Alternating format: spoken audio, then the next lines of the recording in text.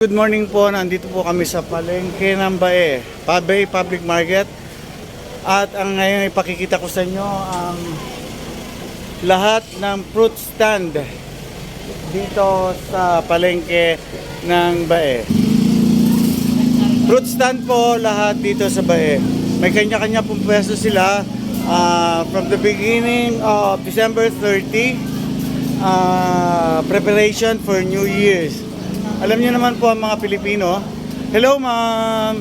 Ayan sila nagtitinda. Hi. Nagtitinda sila ng prutas kasi ang kaugalian po ng mga Pilipino pagka ganyang what do you call this one? New Year's Eve. Merong ayun, yan ang aking kumpare, kaibigan, utangan. Piniprepare po nila ang kanilang lamesa na maraming bilog-bilog. Ayan, like this one, oh. Fresh. Ayan po, kay kuya yan. Ayan, hello.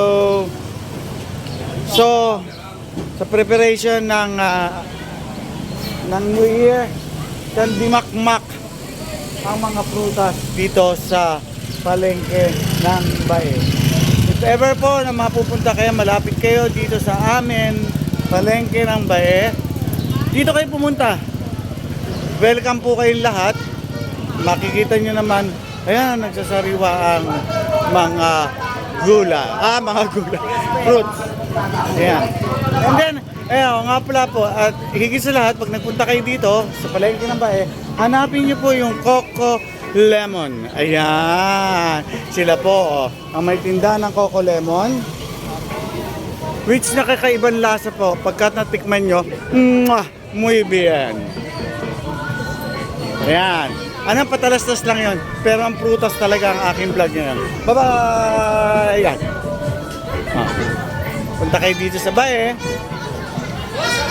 Happy New Year po! Ayan. Ayan naman po ang mapapagkatiwalaan PA ng Bae. Sila nangangalaga ng kaligtasan ng Bae. Ayan, yan ang pinakamayaman dito sa Bae. Okay. Ayan po.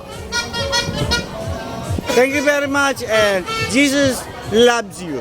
Mwah, mwah, mwah. Chup chup.